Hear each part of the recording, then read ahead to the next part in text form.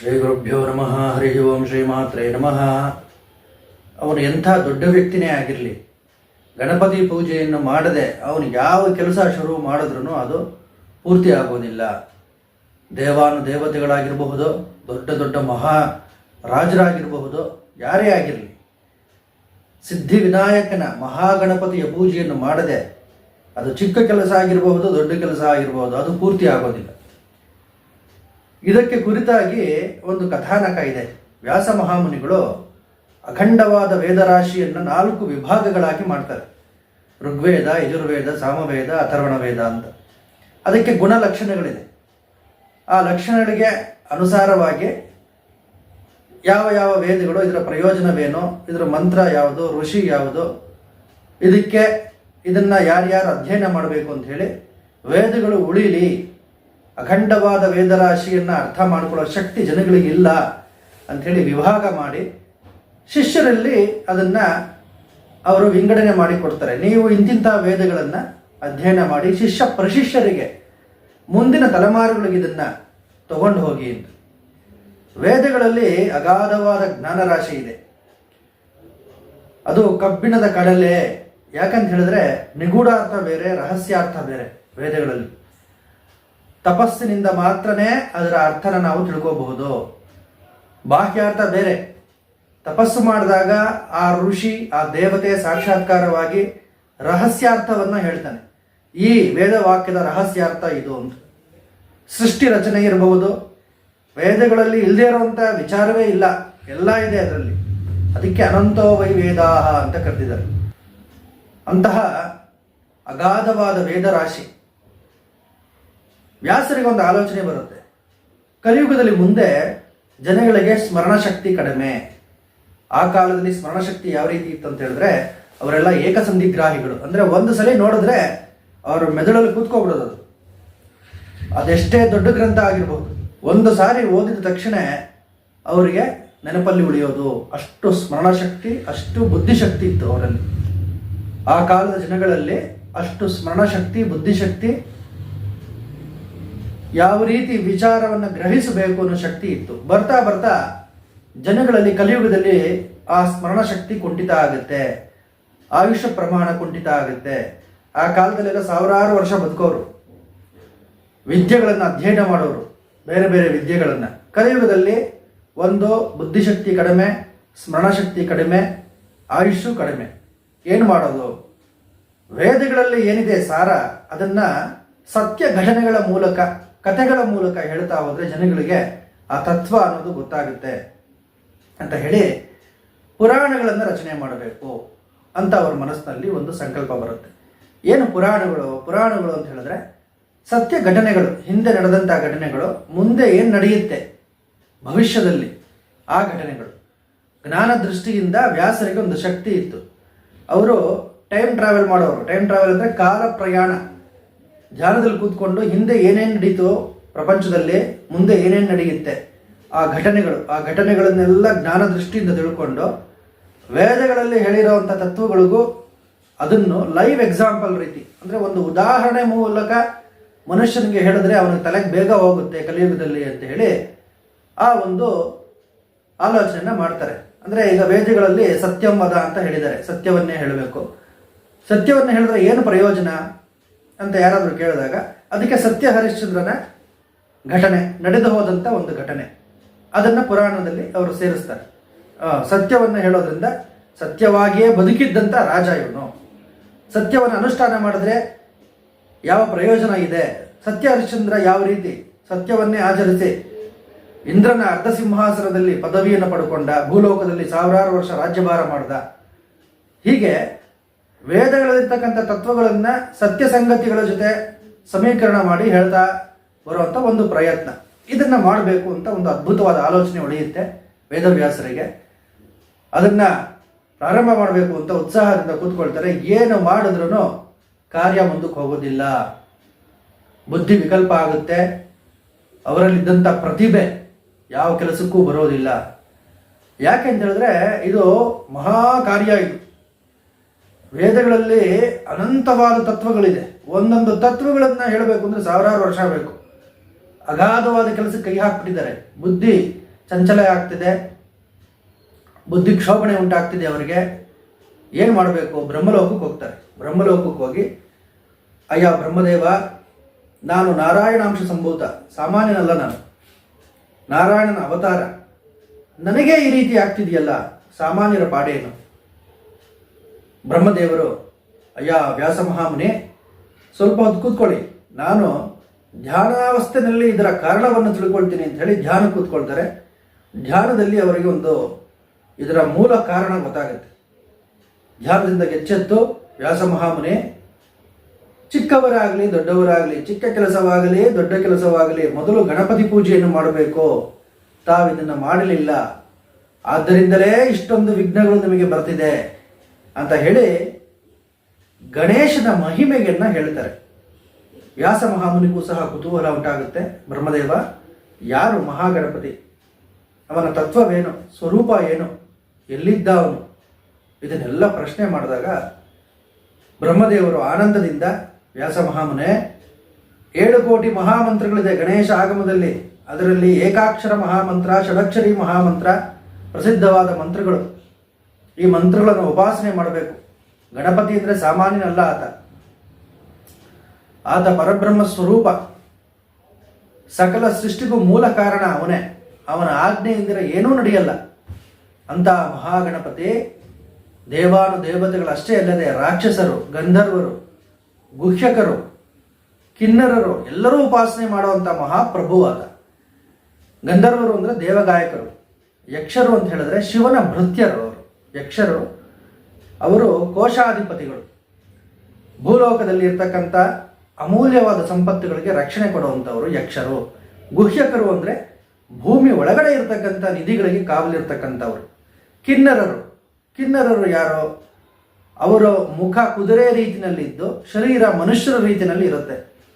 ಅವರು ಸಹ ಸಂಗೀತವನ್ನು ನುಡಿಸುವ, ವಾದ್ಯಗಳನ್ನು ನುಡಿಸುವಂಥ, ದೇವಸಭೆಗಳಲ್ಲಿ ವಾದ್ಯಗಳನ್ನು ನುಡಿಸುವಂಥ ಒಂದು ಪ್ರಭೇದ ಅವರು ಕಿನ್ನರರು. ರಾಕ್ಷಸರು ಸಹ ಗಣಪತಿ ಪೂಜೆಯನ್ನು ಮಾಡ್ತಾರೆ. ಸೃಷ್ಟಿನಲ್ಲಿರ್ತಕ್ಕಂಥ ಪ್ರತಿಯೊಂದು ಚರಾಚರ ಸೃಷ್ಟಿನಲ್ಲಿರ್ತಕ್ಕಂಥ ಎಲ್ಲ ಸೃಷ್ಟಿ ಪ್ರಭೇದವೂ ಸಹ ಗಣಪತಿಯ ಆಜ್ಞೆಗೆ ಒಳಪಟ್ಟಿದೆ. ಎಲ್ಲರೂ ಗಣಪತಿ ಪೂಜೆಯನ್ನು ಮಾಡ್ತಾರೆ. ತಾವು ಯಾಕೆ ಆ ಮಹಾಗಣಪತಿಯನ್ನೇ ಮರೆತು ಬಿಟ್ರಲ್ಲ ನೀವು, ಅದರಿಂದಲೇ ಇಷ್ಟೊಂದು ವಿಘ್ನಗಳು ನಿಮಗೆ ಅಂತ ಹೇಳಿದಾಗ ವ್ಯಾಸ ಮಹಾಮುನಿಗಳು, ಹೌದು ಬ್ರಹ್ಮದೇವರೇ, ಆ ಮಹಾನುಭಾವನ ಕುರಿತಾಗಿ ಹೇಳಿ ನೀವು ಅಂತ ಕೇಳ್ಕೊಳ್ತಾರೆ. ಆಗ ಬ್ರಹ್ಮದೇವ ಹೇಳ್ತಾನೆ, ಮಹಾಪ್ರಳಯ ಅಂತ ಒಂದು ಆಗುತ್ತೆ. ಆ ಮಹಾಪ್ರಳಯದಲ್ಲಿ ಅನಂತ ಕೋಟಿ ಬ್ರಹ್ಮಾಂಡಗಳು ಸಹ ಯಾವುದೂ ಇರಲ್ಲ, ಸೂರ್ಯಚಂದ್ರಾದಿ ಗ್ರಹಗಳೂ ಇರೋದಿಲ್ಲ. ಎಲ್ಲವೂ ಸಹ ಸಂಕುಚಿತಗೊಂಡು ಒಂದು ಅಣುವಿನಲ್ಲಿ ಲೀನ ಆಗೋಗುತ್ತೆ. ಅಂದರೆ ನಾವು ನೋಡ್ತಾ ಇರೋ ಸೃಷ್ಟಿ ಈಗ ವಿಕಾಸವಾಗಿದೆ, ಪಂಚಭೂತಗಳಿದೆ. ಈ ಪಂಚಭೂತಗಳು ಸಹ ಆಕಾಶವೂ ಇರೋದಿಲ್ಲ. ಆಗ ಇದನ್ನು ಊಹೆ ಮಾಡ್ಕೊಳ್ಳೋದು ಕಷ್ಟ. ನಾವು ಸೈನ್ಸು ಈಗೀಗ ಇದನ್ನು ಎಕ್ಸ್ಪ್ಲೋರ್ ಮಾಡ್ತಿದೆ. ಭಾರತೀಯ ತತ್ವಶಾಸ್ತ್ರದಲ್ಲಿ ಹೇಳಿರ್ತಕ್ಕಂಥ ಈ ವಿಚಾರಗಳನ್ನೆಲ್ಲ, ಈ ಆಕಾಶಾದ್ ವಾಯೋರಗ್ನಿ ಅಗ್ನೇರಾಪಃ ಅಗ್ನ ಪೃಥಿವ್ಯಾ ಓಷಧಯ ಅಂತ ಹೇಳ್ಬಿಟ್ರು. ಅಂದರೆ ಆಕಾಶದಿಂದ ವಾಯು, ವಾಯುವಿಂದ ಅಗ್ನಿ, ಅಗ್ನಿಯಿಂದ ನೀರು, ನೀರಿಂದ ಪೃಥ್ವಿಯಿಂದ ಔಷಧಿ ಅಂತಕ್ಕಂಥ ತತ್ವ, ಅದರಿಂದ ಜೀವರಾಶಿಗಳು ಅಂತ ಹೇಳ್ಬಿಟ್ರು ಸುಲಭವಾಗಿ. ಮತ್ತೆ ಇದು ಒಂದರಲ್ಲಿ ಒಂದು ಲೀನವಾಗಿ ಆಕಾಶ ಕೂಡ ಅವ್ಯಕ್ತದಲ್ಲಿ ಲೀನ ಆಗಿ ಎಲ್ಲವೂ ಸಹ ಪರಮಾಣುವಿನಲ್ಲಿ ಲೀನ ಆಗೋಗುತ್ತೆ. ಅಂತಹ ಸಮಯದಲ್ಲಿ ಒಂದೊಂದು ಮಹಾಪ್ರಳಯ ಆದ ನಂತರ ಒಂದೊಂದು ದೇವತಾ ಶಕ್ತಿಗಳು ಮತ್ತೆ ಸೃಷ್ಟಿಯ ಪುನರಾರಂಭವನ್ನು ಮಾಡುತ್ತೆ. ಒಂದು ಸಾರಿ ಗಣಪತಿ, ಒಂದು ಸಾರಿ ವಿಷ್ಣು, ಒಂದು ಸಾರಿ ಪರಮೇಶ್ವರ, ಒಂದು ಸಾರಿ ಕಾಳಿ. ಅದಕ್ಕೆ ನಮ್ಮ ಪುರಾಣಗಳಲ್ಲಿ ಯಾಕೆ ಒಬ್ಬೊಬ್ಬರನ್ನ ಒಂದೊಂದು ದೇವತೆಯನ್ನು ಸೃಷ್ಟಿಗೆ ಮೂಲ ಅಂತ ಕರೆದಿದ್ದಾರೆ ಅಂದರೆ, ಒಂದೊಂದು ಪ್ರಳಯ ಆದ ನಂತರ ಒಬ್ಬೊಬ್ಬರು ಜವಾಬ್ದಾರಿ ಅದು. ಅದೇ ರೀತಿ ಒಂದಾನೊಂದು ಪ್ರಳಯ ಆದ ನಂತರ ಓಂಕಾರ ಧ್ವನಿಯಿಂದ ಮಹಾಗಣಪತಿ, ಆ ನಿರ್ಗುಣ ಪರಬ್ರಹ್ಮ ಅವ್ಯಕ್ತದಿಂದ ಮಹಾಗಣಪತಿ ರೂಪದಲ್ಲಿ ಆವಿರ್ಭಾವವಾಗಿ ತ್ರಿಮೂರ್ತಿಗಳನ್ನು ಸೃಷ್ಟಿ ಮಾಡ್ತಾರೆ. ಬ್ರಹ್ಮ ವಿಷ್ಣು ಮಹೇಶ್ವರರನ್ನ ಮಹಾಗಣಪತಿಯೇ ಸೃಷ್ಟಿ ಮಾಡ್ತಾರೆ ಒಂದಾನೊಂದು ಪ್ರಳಯದ ನಂತರ. ಅಂದರೆ ಇಲ್ಲಿ ಏನಪ್ಪ ಈ ರೀತಿ ಹೇಳ್ತಿದ್ದಾರೆ, ಒಂದು ಪುರಾಣದಲ್ಲಿ ದೇವಿನೇ ಎಲ್ಲವನ್ನೂ ಸೃಷ್ಟಿ ಮಾಡಿದ್ಲು, ಇನ್ನೊಂದು ಪುರಾಣದಲ್ಲಿ ವಿಷ್ಣುನೇ ಎಲ್ಲವನ್ನೂ ಸೃಷ್ಟಿ ಮಾಡ್ದ ಅಂತ ಹೇಳ್ತಾರಲ್ಲ, ಇವ್ರು ನೋಡಿದ್ರೆ ಗಣಪತಿನೇ ಎಲ್ಲವನ್ನೂ ಸೃಷ್ಟಿ ಮಾಡ್ದ ಅಂತ ಹೇಳ್ತಿದ್ದಾರೆ ಅಂತ ನೀವು ಸಂದೇಹ ಪಡಬಹುದು. ನಾನು ಹೇಳಿದೆ ಅದಕ್ಕೆ ಉದಾಹರಣೆನ. ಒಂದೊಂದು ಮಹಾಪ್ರಳಯದ ನಂತರ ಒಂದೊಂದು ದೇವತಾ ಶಕ್ತಿಗಳು ಈ ಜವಾಬ್ದಾರಿಯನ್ನು ತಗೊಳ್ಳುತ್ತೆ. ಶಕ್ತಿ ಒಂದೇ, ಒಬ್ಬನೇ ಭಗವಂತ ಬೇರೆ ಬೇರೆ ರೂಪಗಳಿಂದ ಸೃಷ್ಟಿ ನಿರ್ವಹಣಾ ವ್ಯಾಪಾರವನ್ನು ಮಾಡ್ತಿದ್ದಾನೆ. ಒಂದೊಂದು ಮಹಾಪ್ರಳಯದ ನಂತರ ಒಂದೊಂದು ದೇವತೆಗಳ ರೂಪದಲ್ಲಿ, ಒಂದೊಂದು ದೇವತಾ ರೂಪದಿಂದ ಅವನು ಈ ಕಾರ್ಯಗಳನ್ನೆಲ್ಲ ಮಾಡ್ತಾನೆ. ಆದ್ದರಿಂದಲೇ ನಮ್ಮಲ್ಲಿ ಇಷ್ಟೊಂದು ದೇವತಾ ಸ್ವರೂಪಗಳು. ಭಗವಂತನಾದಂಥ ಮಹಾಗಣಪತಿ ಬ್ರಹ್ಮ ವಿಷ್ಣು ಮಹೇಶ್ವರರನ್ನು ಸೃಷ್ಟಿ ಮಾಡ್ತಾನೆ. ಸೃಷ್ಟಿ ಮಾಡಿದಾಗ ಬ್ರಹ್ಮದೇವರಿಗೆ ಸಮಸ್ತ ವೇದ ವಿಜ್ಞಾನವನ್ನು ಕೊಡ್ತಾನೆ. ಇದರಿಂದ ನೀನು ಸೃಷ್ಟಿಯ ಪುನರಾರಂಭವನ್ನು ಮಾಡು ಅಂತ ಹೇಳ್ತಾನೆ. ಯಾಕೆ? ವೇದಗಳಲ್ಲಿ ಅನೇಕ ವಿಧವಾದಂಥ ವಿಚಾರಗಳಿದೆ, ಅಗಾಧವಾದ ವಿಚಾರಗಳಿದೆ. ಯಾರು ವೇದಗಳ ರಹಸ್ಯಾರ್ಥಗಳನ್ನು ತಿಳಿದುಕೊಂಡಿರ್ತಾರೆ ಅವರು ಸೃಷ್ಟಿಯನ್ನು ಮಾಡಬಹುದು. ವಿಶ್ವಾಮಿತ್ರ ಮಹರ್ಷಿಗಳು ಸೃಷ್ಟಿಗೆ ಪ್ರತಿ ಸೃಷ್ಟಿಯನ್ನು ಮಾಡಿದ್ರು. ಹೇಗೆ? ವೇದಗಳಲ್ಲಿದ್ದಂಥ ಆ ರಹಸ್ಯ ಜ್ಞಾನ ಅವರಿಗೆ ಗೊತ್ತಾಗೋಯ್ತು. ಪಂಚಭೂತಗಳನ್ನು ಹೇಗೆ ನಿರ್ಮಾಣ ಮಾಡೋದು, ಬೇಸಿಕ್ ಎಲಿಮೆಂಟ್ಸೇ ಈ 5: ಭೂಮಿ, ನೀರು, ಆಕಾಶ, ಬೆಂಕಿ, ಈ ಪಂಚಭೂತಗಳು. ಇವುಗಳನ್ನು ಹೇಗೆ ಸೃಷ್ಟಿ ಮಾಡೋದು ಅಂತ ರಹಸ್ಯ ಜ್ಞಾನ ಅವ್ರಿಗೆ ಗೊತ್ತಾಗೋಯ್ತು ವಿಶ್ವಾಮಿತ್ರರಿಗೆ. ಅದಕ್ಕೆ ಅವರು ಸೃಷ್ಟಿಗೆ ಪ್ರತಿ ಸೃಷ್ಟಿಯನ್ನು ಮಾಡಿದ್ರು. ಆ ವೇದಗಳನ್ನು ಅಧ್ಯಯನ ಮಾಡಿದ್ರು, ಸಂಶೋಧನೆ ಮಾಡಿದ್ರು, ತಪಸ್ಸು ಮಾಡಿದ್ರು. ಆ ತಪಸ್ಸನ್ನು ಮಾಡಿದಾಗ ಆಯಾ ದೇವತಾ ಶಕ್ತಿಗಳು, ಆಯಾ ಋಷಿಗಳು ಅವರಿಗೆ ದರ್ಶನ ಕೊಟ್ಟು ಸೃಷ್ಟಿಯನ್ನು ಯಾವ ರೀತಿ ನಿರ್ಮಾಣ ಮಾಡೋದು ಅನ್ನೋ ಜ್ಞಾನ ಅವ್ರಿಗೆ ಬಂದ್ಬಿಡ್ತು ವಿಶ್ವಾಮಿತ್ರ ಮಹರ್ಷಿಗಳಿಗೆ. ಇಲ್ಲಿ ಮಹಾಗಣಪತಿ ಬ್ರಹ್ಮದೇವರಿಗೆ ಆ ಜ್ಞಾನವನ್ನು ಕೊಟ್ಟ ಮೇಲೆ ಅದು ಥಿಯರಿಟಿಕಲ್ ನಾಲೆಡ್ಜ್. ಅದು ಮನುಷ್ಯನಿಗೆ ಒಂದು ಗೊಂಬೆನ ಮಾಡು ಅಂತ ಹೇಳಿ ಒಂದು ಥಿಯರಿ ಎಕ್ಸ್ಪ್ಲೇನ್ ಮಾಡಿದ್ರೆ ಅವನಿಗೇನೋ ಒಂದು ಕಲ್ಪನೆ ಬರುತ್ತೆ, ತಲೆ ಗುಂಡಾಗಿರಬೇಕು, ಕೈ ಹೀಗಿರಬೇಕು, ಆಗಿರಬೇಕು ಅಂತ. ಆದರೆ ಇನ್ನೊಂದು ಬೊಂಬೆಯನ್ನು ತೋರಿಸಿದ್ರೆ ಅವನಿಗೆ ಒಂದು ಪ್ರಾಕ್ಟಿಕಲ್ ನಾಲೆಡ್ಜ್ ಬರುತ್ತೆ. ಆ ಪ್ರಾಕ್ಟಿಕಲ್ ನಾಲೆಡ್ಜ್ ಇರಲಿಲ್ಲ ಬ್ರಹ್ಮದೇವರಿಗೆ. ಏನು ಮಾಡೋದು ಯೋಚನೆ ಮಾಡ್ತಾರೆ, ಏನು ಮಾಡಿದ್ರೂ ಹೊಳಿತಿಲ್ಲ, ಯಾವ ರೀತಿ ಸೃಷ್ಟಿಯನ್ನು ಬೆಳೆಸಬೇಕು ಅಂತ ಹೇಳಿ. ಆಗ ಅವರು ತಪಸ್ಸು ಮಾಡಿ ಮಹಾಗಣಪತಿಯನ್ನು ಪ್ರಾರ್ಥನೆ ಮಾಡ್ತಾರೆ, ನೀನೇ ದಾರಿ ತೋರಬೇಕು ಅಂತ ಹೇಳಿದಾಗ ಗಣಪತಿ ಬ್ರಹ್ಮದೇವರ ಅವಸ್ಥೆಯನ್ನು ನೋಡಿ ಸೊಂಡಿಲಿನಿಂದ ಅವರನ್ನು ಎಳಕೊಂಡು ತನ್ನ ಉದರದ ಒಳಗಡೆ ಸೇರಿಸ್ಕೊಳ್ತಾರಂತೆ. ಆ ಮಹಾಗಣಪತಿ ಹೊಟ್ಟಿನಲ್ಲಿ ಅನಂತ ಕೋಟಿ ಬ್ರಹ್ಮಾಂಡಗಳು, ಒಂದೆರಡಲ್ಲ, ಲೆಕ್ಕಕ್ಕೆ ಸಿಗಲ್ಲ, ಅಷ್ಟು ಕೋಟಿ ಬ್ರಹ್ಮಾಂಡಗಳು. ಒಂದೊಂದು ಬ್ರಹ್ಮಾಂಡದಲ್ಲಿ ಒಂದೊಂದು ರೀತಿ ಸೃಷ್ಟಿ. ಒಂದು ಸೃಷ್ಟಿ ಇದ್ದಂಗೆ ಇನ್ನೊಂದು ಸೃಷ್ಟಿ ಇಲ್ಲ, ಒಂದು ಬ್ರಹ್ಮಾಂಡದಲ್ಲಿ ಇದ್ದಂಗೆ ಇನ್ನೊಂದು ಬ್ರಹ್ಮಾಂಡದಲ್ಲಿ ಇಲ್ಲ. ಎಲ್ಲ ನೋಡ್ಕೊಂಡ್ಬರ್ತಾರೆ ಬ್ರಹ್ಮದೇವರು. ಒಂದೊಂದು ಬ್ರಹ್ಮಾಂಡವನ್ನು ಒಡೆಯೋದು, ಆ ಅಂಡಗಳನ್ನು ಒಡೆಯೋದು, ಒಳಗಡೆ ಏನಿದೆ ಅಂತ ನೋಡೋದು, ತಿರ್ಗಾ ಆಚೆ ಬರೋದು. ಒಂದೊಂದು ಬ್ರಹ್ಮಾಂಡವನ್ನು ಒಡೆದು ನೋಡಿ ಒಳಗಡೆ ಹೋಗಿ ನೋಡ್ಕೊಂಬಂದು ಅವರಿಗೆ ದಿಗ್ಭ್ರಮೆ ಆಗೋಗುತ್ತೆ. ಏನಪ್ಪ ಇದು ಇಷ್ಟೊಂದು ಅಗಾಧವಾಗಿದೆ ಸೃಷ್ಟಿ, ನನ್ನ ಥರನೇ ಎಷ್ಟೊಂದು ಬ್ರಹ್ಮರಿದಾರಲ್ಲ ಮಹಾಗಣಪತಿಯ ಹೊಟ್ಟೆನಲ್ಲಿ. ಈ ಮಹಾಗಣಪತಿ ಸಾಮಾನ್ಯನಲ್ಲ, ಪರಬ್ರಹ್ಮ ಸ್ವರೂಪ ಈತ. ಅಗಾಧವಾದ ಈ ಅನಂತ ಕೋಟಿ ಬ್ರಹ್ಮಾಂಡಗಳನ್ನೇ ತನ್ನ ಹೊಟ್ಟೆನಲ್ಲಿ ಇಟ್ಕೊಂಡಿದ್ದಾನಲ್ಲ ಮಹಾಗಣಪತಿ. ಅವರಿಗೆ ಈ ಅದ್ಭುತವನ್ನು ನೋಡಿ ಒಂದು ರೀತಿ ಬುದ್ಧಿ ಮಂಕುವುದು. ಇದರಿಂದ ಆಚೆ ಬರೋದು ಹೇಗೆ? ನಾನು ಸೃಷ್ಟಿಗೆ ಕೊನೆ ಇಲ್ಲ, ನೋಡ್ತಾ ಹೋದಷ್ಟು ಇದೆ. ಎಷ್ಟು ಅಂತ ನೋಡ್ತಾರೆ ಪಾಪ ಅವರು. ನೋಡಿ ನೋಡಿ ನೋಡಿ ಈ ಮಾಯಾಜಾಲದಲ್ಲಿ, ಈ ಸೃಷ್ಟಿಯ ಮಾಯಾಜಾಲದಲ್ಲಿ ನಾನು ಸಿಗಾಕೊಂಡ್ಬಿಟ್ಟಿದ್ದೀನಿ, ಇದರಿಂದ ಆಚೆ ಬರೋದು ನನಗೆ ಗೊತ್ತಿಲ್ಲ ಅಂತ ಕೂತ್ಕೊಂಡು ಅಳ್ತಾರಂತೆ.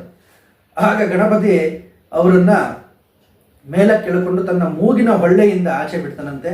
ಅದೇ ರೀತಿ ಶಿವಕೇಶವರನ್ನು ತನ್ನ ಕಿವಿಯಿಂದ ಆಚೆ ಬಿಟ್ಟು ಅವರಿಗೆ ಆ ಜ್ಞಾನವನ್ನು ಕೊಡ್ತಾನಂತೆ. ಆ ಜ್ಞಾನವನ್ನು ಕೊಟ್ಟಾದ್ಮೇಲೆ ಬ್ರಹ್ಮದೇವರಿಗೆ ಒಂದು ಉತ್ಸಾಹ ಬಂದ್ಬಿಡು. ಇಷ್ಟೊಂದು ಬ್ರಹ್ಮಾಂಡಗಳನ್ನೆಲ್ಲ ನಾನು ದರ್ಶನ ಮಾಡಿದ್ದೀನಲ್ಲ, ನನ್ನ ಸಮಾನರು ಯಾರಿದ್ದಾರೆ, ನಾನು ವಿನೂತನವಾದ ಇನ್ನೊಂದು ಸೃಷ್ಟಿಯನ್ನು ಮಾಡ್ತೀನಿ ಅಂತ ಉತ್ಸಾಹದಿಂದ ಅವರಲ್ಲಿ ಒಂದು ಅಹಂಕಾರ ಅನ್ನೋದು ಉದಯಿಸ್ಬಿಡುತ್ತೆ. ಗಣಪತಿಯ ಸ್ಮರಣೆ ಪೂಜೆ ಯಾವುದೂ ಮಾಡೋದಿಲ್ಲ, ತಪಸ್ಸನ್ನು ಮಾಡೋದಿಲ್ಲ. ಅವರೇನು ಮಾಡ್ತಾರೆ, ಸೃಷ್ಟಿಗೆ ಪ್ರಾರಂಭ ಮಾಡೋದಕ್ಕೆ ಕೂತ್ಕೊಂಡ್ಬಿಡ್ತಾರೆ. ವಿಘ್ನ ದೇವತೆಗಳನ್ನೆಲ್ಲ ಮಹಾಗಣಪತಿ ಇವರಿಗೆ ಜ್ಞಾನವನ್ನು ಕೊಡೋದಕ್ಕೋಸ್ಕರ ಅಲ್ಲಿಗೆ ಕಳಿಸ್ತಾನೆ. ಆ ವಿಘ್ನ ದೇವತೆಗಳು ಯಾರು? ಇವರ ಕೆಲಸಕ್ಕೆ ತೊಂದರೆ ಕೊಡುವಂಥ ವಿಘ್ನ ದೇವತೆ. ಒಬ್ಬ ಬಂದು ಕೈ ಎಳಿತಾನೆ, ಒಬ್ಬ ಕಾಲು ಎಳಿತಾನೆ, ಒಬ್ಬ ಗಡ್ಡ ಹಿಡಿತಾನೆ, ಒಬ್ಬ ಮೀಸೆ ಎಳಿತಾನೆ, ಒಬ್ಬ ಹೊಡಿತಾನೆ, ಒಬ್ಬ ಬಡಿತಾನೆ. ಹೀಗೆ ಬಹಳ ಚೆನ್ನಾಗಿ ವರ್ಣನೆ ಮಾಡಿದ್ದಾರೆ ಪುರಾಣಗಳಲ್ಲಿ. ಅಂದರೆ ಇವ್ರ ಮನಸ್ಸು ಏಕಾಗ್ರತೆಗೆ ಬರ್ತಿಲ್ಲ. ಸೃಷ್ಟಿ ಮಾಡಬೇಕು ಅಂದರೆ ಬಹಳ ದುಃಖ ಆಗುತ್ತಂತೆ. ಆಗ ಆಕಾಶವಾಣಿಗೆ ನುಡಿಯುತ್ತೆ, ಬ್ರಹ್ಮದೇವ ತಪಸ್ಸನ್ನು ಮಾಡು, ತಪಸ್ಸಿನಿಂದ ಅಸಾಧ್ಯವಾದದ್ದು ಸಾಧ್ಯವಾಗುತ್ತೆ, ತಪಸ್ಸಿನಿಂದ ಏನು ಬೇಕಾದರೂ ಮಾಡ್ಬೋದು, ತಪಸ್ಸನ್ನು ಮಾಡು ಅಂತ ಆಕಾಶವಾಣಿ ನುಡಿಯುತ್ತೆ. ಆಕಾಶವಾಣಿ ವಾಕ್ಯವನ್ನು ಕೇಳಿದ ತಕ್ಷಣ ವಿಘ್ನ ದೇವತೆಗಳೆಲ್ಲ ಓಡೋಗ್ತಾರಂತೆ. ಇವರು ಕೂತ್ಕೊಂಡು ಮಹಾಗಣಪತಿಯ ಮಂತ್ರ ಜಪವನ್ನು ಪ್ರಾರಂಭ ಮಾಡ್ತಾರೆ. ಆ ಮಹಾಗಣಪತಿಯ ಏಕಾಕ್ಷರ ಮಂತ್ರ, ಆ ಏಕಾಕ್ಷರ ಮಂತ್ರವನ್ನು 10 ಲಕ್ಷ ಬಾರಿ ಅವರು ರಕ್ಷಣೆ ಮಾಡಿ ಮಾಡಿ ಮಾಡಿ ಮಾಡಿ ಮಾಡಿ ಮಾಡಿ ಆಗ ಅವರಿಗೆ ಒಂದು ದೃಶ್ಯ ಗೋಚರ ಆಗುತ್ತದೆ. ಒಂದು ಮಹಾ ವಟವೃಕ್ಷ, ಆ ವಟವೃಕ್ಷವನ್ನು ನೋಡ್ತಾರೆ. ಆ ವಟವೃಕ್ಷದ ಎಲೆ ಮೇಲೆ ಹತ್ತಿಗಿಂತಲೂ ಹಗುರನಾದಂತಹ ಒಬ್ಬ ಬಾಲಕ, ಅವನಿಗೆ ಒಂದೇ ಒಂದು ಹಲ್ಲು ಉದ್ದಕ್ಕೆ ಬೆಳ್ಕೊಂಡಿದೆ, ಮುಖ ಆನೆ ಮುಖ, ಶರೀರ ಮನುಷ್ಯರ ಶರೀರ. ಅವನು ನೋಡಿ ಸೊಂಡಿಲಿನಿಂದ ನೀರು ತಗೊಂಡು ಬ್ರಹ್ಮದೇವನ ಮೇಲೆ ಎರಚಿದಂತೆ. ಬ್ರಹ್ಮದೇವರಿಗೆ ಇದೇನಿದು, ಇಷ್ಟು ಚಿಕ್ಕ ಹುಡುಗ ನನ್ನ ಮೇಲೆ ನೀರು ಎರಚ್ತಾನಲ್ಲ, ನಾನು ಯಾರು, ಸೃಷ್ಟಿಕರ್ತ ನಾನು ಅಂತ ಹೇಳಿದಾಗ ಆ ಪುಟ್ಟ ಹುಡುಗನ ರೂಪದಲ್ಲಿ ಮಹಾಗಣಪತಿ ಬಂದು ಬ್ರಹ್ಮದೇವರ ತೊಡೆ ಮೇಲೆ ಕೂತ್ಕೊಂಡು, ನನ್ನನ್ನು ನೀನು ಹತ್ತಿಗಿಂತಲೂ ಹಗುರನಾಗಿ ಏನಪ್ಪ ಇಷ್ಟೇ ಎಷ್ಟಿದ್ದಾನೆ ಅಂತ ನೀನು ಭಾವಿಸ್ತಿದ್ಯಾ, ನೀನು ನನಗಿಂತಲೂ ತೂಕ ಕಡಿಮೆ ಇರೋನು. ಯಾಕೆಂತ ಹೇಳಿದ್ರೆ ಸೃಷ್ಟಿನೇ ಮಾಡೋಕ್ಕಾಗ್ತಲ್ಲ ನಿನ್ನ ಕೈಯಲ್ಲಿ, ಆಲೋಚನೆ ಮಾಡ್ತಿದ್ಯಾ ನೀನು ಹೇಗೆ ಸೃಷ್ಟಿ ಮಾಡೋದು ಅಂತ ಹೇಳಿ, ನಿನಗೆ ಸೃಷ್ಟಿನೇ ಮಾಡೋದಕ್ಕಾಗ್ತಿಲ್ಲ ಅಂತ ಹೇಳಿದಾಗ ಗೊತ್ತಾಗೋಗುತ್ತೆ ಅವ್ರಿಗೆ, ಈತ ಮಹಾಗಣಪತಿ, ಈ ಬಾಲಕ ಯಾರೋ ಮಹಾಗಣಪತಿ. ಆ ಮಹಾಗಣಪತಿ ಬ್ರಹ್ಮದೇವರಿಗೆ ಆ ಏಕಾಕ್ಷರ ಮಹಾಮಂತ್ರವನ್ನು ಕುರಿತು ತಪಸ್ಸು ಮಾಡು ಅಂತ ಹೇಳಿ ಅದೃಶ್ಯ ಆಗೋಗ್ತಾನೆ. ಆ ದೃಶ್ಯನೇ ಅಲ್ಲಿ ಕಣ್ಮರೆ ಆಗೋಗುತ್ತೆ. ಮತ್ತೆ ಬ್ರಹ್ಮದೇವರು ಕೂತ್ಕೊಂಡು 10 ಲಕ್ಷ ಬಾರಿ ಆ ಏಕಾಕ್ಷರ ಮಹಾಮಂತ್ರವನ್ನು ಜಪ ಮಾಡ್ತಾರೆ. ಜಪ ಮಾಡಿದಾಗ ಎದುರುಗಡೆ ಮಹಾ ಅದ್ಭುತ ರೂಪ, ಪರ್ವತಾಕಾರವಾದಂಥ ಶರೀರ, ಗಜಾಸ್ಯ ಮುಖ, ಆನೆಯ ಮುಖ, ಸ್ವರ್ಣವಾದ ಯಜ್ಞೋಪವೀತ, ಸ್ವರ್ಣವಾದ ಕಿಂಕಿಣಿ, ಸ್ವರ್ಣವಾದ ಚಿನ್ನದ ಉಡುದಾರ, ಗಂಡುಗೊಡಲಿ ಕೈನಲ್ಲೇ, ಇನ್ನೊಂದು ಕೈಯಲ್ಲಿ ಕಮಲ ಪುಷ್ಪ. ಅದನ್ನು ನೋಡಿ ಭಯ ಆಗೋಗುತ್ತಂತೆ ಬ್ರಹ್ಮದೇವರಿಗೆ. ಭಯ ಆಗೋಗಿ, ಏನಪ್ಪ ಇದು, ಈ ರೀತಿ ಅದ್ಭುತಾಕಾರವಾದಂಥ ವಿರಾಟ್ ರೂಪ ನನ್ನ ಮುಂದೆ ಬಂದ್ಬಿಟ್ಟಿದೆ ಅಂತ ಹೇಳಿ ಭಯದಿಂದ ನಡುತ್ತಿರ್ತಾರೆ. ಆಗ ಗಣೇಶ ಆ ಒಂದು ಮಹಾ ಅದ್ಭುತ ರೂಪವನ್ನು ಉಪಸಂಹಾರ ಮಾಡಿಕೊಂಡು ಸೌಮ್ಯಮೂರ್ತಿಯಾಗಿ ನಿಂತ್ಕೊಂಡು, ಭಯಪಡಬೇಡ, ಹಿಂದೆ ಯಾವ ಬಾಲಕನ ರೂಪದಲ್ಲಿ ನಾನು ದರ್ಶನ ಕೊಟ್ಟಿದ್ನೋ ಅದೇ ಮಹಾಗಣಪತಿ ನಾನು, ನೀನು ಭಯಪಡಬೇಡ, ಸೃಷ್ಟಿ ಮಾಡಬೇಕಾದ್ರೆ ಏನೇನೋ ಜ್ಞಾನ ಬೇಕೋ ಅದನ್ನೆಲ್ಲ ನಿನಗೆ ನಾನು ಕೊಟ್ಟಿದ್ದೀನಿ, ನನ್ನ ಸ್ಮರಣೆ ಮಾಡ್ತಾ ನೀನು ಸೃಷ್ಟಿಯನ್ನು ಮಾಡು, ನಿರ್ವಿಘ್ನವಾಗಿ ನಿನ್ನ ಸೃಷ್ಟಿ ನಡೀಲಿ ಅಂತ ಮಹಾಗಣಪತಿ ಆಶೀರ್ವಾದ ಮಾಡ್ತಾನೆ. ಆಗ ಬ್ರಹ್ಮದೇವರು ಮಹಾಗಣಪತಿಗೆ ನಮಸ್ಕಾರ ಮಾಡಿ ಆ ಸೃಷ್ಟಿಯನ್ನು ಉಪಕ್ರಮಣೆ ಮಾಡ್ತಾರೆ. ನಿರ್ವಿಘ್ನವಾಗಿ ಸೃಷ್ಟಿ ನಡೆಯುತ್ತೆ. ತಮ್ಮ ಕೃತಜ್ಞತಾ ಸೂಚಕವಾಗಿ ಸಿದ್ಧಿ ಬುದ್ಧಿಯರನ್ನ ಮಹಾಗಣಪತಿಗೆ ಕೊಟ್ಟು, ಇವರು ನಿನಗೆ ಪತ್ನಿಯರಾಗಿರಲಿ ಅಂತ ಬಳುವಳಿಯಾಗಿ ಕೊಡ್ತಾರೆ. ಸಿದ್ಧಿ ಅಂತ ಹೇಳಿದ್ರೆ ಎಲ್ಲ ಕಾರ್ಯಗಳಲ್ಲೂ ಒಂದು ಸಿದ್ಧಿ, ಕುಶಲತೆ. ಸಿದ್ಧಿ ಅಂತ ಹೇಳಿದ್ರೆ ಕುಶಲತೆ, ಎಕ್ಸ್ಪರ್ಟ್ ಅಂತ ನಾವೇನು ಕರಿತೀವಿ ಅದು. ಆ ಸಿದ್ಧಿ ದೇವತೆ ಒಲಿದು ಬಿಟ್ರೆ ಮನುಷ್ಯನಿಗೆ ಎಲ್ಲ ಕೆಲಸದಲ್ಲೂ ಒಂದು ಎಕ್ಸ್ಪರ್ಟೈಸ್ನೆಸ್ ಬಂದ್ಬಿಡುತ್ತೆ. ಬುದ್ಧಿ, ಯಾವ ಕೆಲಸನ ಯಾವ ರೀತಿ ಮಾಡಬೇಕು ಅನ್ನೋ ಬುದ್ಧಿ, ಇವೆರಡು ಶಕ್ತಿಗಳನ್ನು ಗಣೇಶನಿಗೆ ಕೃತಜ್ಞತಾ ಸೂಚಕವಾಗಿ ಅವರು ಕೊಡ್ತಾರೆ. ಇಂಥ ಮಹಾಗಣಪತಿಯ ಮಹಿಮೆ ಅಸಾಧಾರಣವಾದದ್ದು. 7 ಕೋಟಿ ಮಹಾಮಂತ್ರಗಳು ಗಣೇಶಾಗಮದಲ್ಲಿ ಇದೆ. ಅದರಲ್ಲಿ ಅದನ್ನು ಕಂಡುಕೊಂಡಂಥ ಋಷಿಗಳು ಅವರು ಅವ್ಯಕ್ತದಲ್ಲಿದ್ದು ಈಗಲೂ ಸಹ ಭಕ್ತರನ್ನು ಅನುಗ್ರಹ ಮಾಡ್ತಾರೆ. ಅದರಲ್ಲಿ ಕಲಿಯುಗದಲ್ಲಿ ಪ್ರಚಾರಕ್ಕಿರೋದು ಕೆಲವು ಮಂತ್ರಗಳು. ಅಂತಹ ಕೆಲವು ಮಂತ್ರಗಳಲ್ಲಿ ಷಡಕ್ಷರಿ ಮಹಾಮಂತ್ರ, ಏಕಾಕ್ಷರ ಮಹಾಮಂತ್ರ, ಇವೆಲ್ಲ ಬಹಳ ಶಕ್ತಿಶಾಲಿಯಾದಂಥ ಮಂತ್ರಗಳು. ಗುರುವಿಂದ ಉಪದೇಶ ತಗೋಬೇಕು. ಉಪದೇಶ ತಗೊಂಡು ಯಾರೇ ಸಾಧನೆ ಮಾಡಿದ್ರು ಗಣಪತಿ ಅವರಿಗೆ ಪ್ರತ್ಯಕ್ಷ ಆಗ್ತಾನೆ. ಸಾಧನೆ ಮಾಡಿದಂಥವ್ರು ಇದ್ದಾರೆ, ಇವಾಗಲೂ ಇದ್ದಾರೆ. ಗಣಪತಿಯನ್ನು ನೋಡಿದಂಥವ್ರು ಇದ್ದಾರೆ. ಸಾಧಕರು ಬಹಳ ಗುಪ್ತ, ಅವರು ಬೋರ್ಡ್ ಹಾಕೊಂಡು ಓಡಾಡೋದಿಲ್ಲ. ನಾನು ಸಾಧಕ, ನಾನು ದೇವರು ನೋಡಿದಂತ ಯಾರು ನೋಡಿದವ್ರು ಯಾರು ಹಣೆ ಮೇಲೆ ಬೋರ್ಡ್ ಹಾಕೊಂಡು ಓಡಾಡೋದಿಲ್ಲ. ಸಾಮಾನ್ಯರಾಗಿ ನಿಮ್ಮ ಹಾಗೆ ಮನುಷ್ಯರಲ್ಲಿ ಥರ ಓಡಾಡ್ತಿರ್ತಾರೆ. ಆದರೆ ಒಳಗಡೆ ಅವರ ಸಾಧನೆ ನಡೀತಿರುತ್ತೆ. ವೆಂಕಟಾಚಲ ಅವಧೂತರಂಥ ಮಹಾತ್ಮರು, ನಮ್ಮ ಗುರುಗಳು ಬಿಂದು ಮಾಧವ ಸದ್ಗುರುಗಳು, ಇವರೆಲ್ಲ ಮಹಾನುಭಾವರು. ಅವರು ಗುಪ್ತವಾಗಿ ಸಾಧನೆಯನ್ನು ಮಾಡಿದ್ರು. ಅಂತ ಮಹಾತ್ಮರು ಗಣಪತಿಯ ರಹಸ್ಯಾರ್ಥಗಳನ್ನೆಲ್ಲ ಅವರೆಲ್ಲ ತಿಳಿದಿದ್ರು ಅವರು. ಈ ರೀತಿ ಗಣೇಶನ ಮಹಿಮೆಯನ್ನು ಪುರಾಣಗಳಲ್ಲಿ ಹೇಳಲ್ಪಟ್ಟಿದೆ. ಹರಿ ಓಂ ಸ್ವಸ್ತಿ.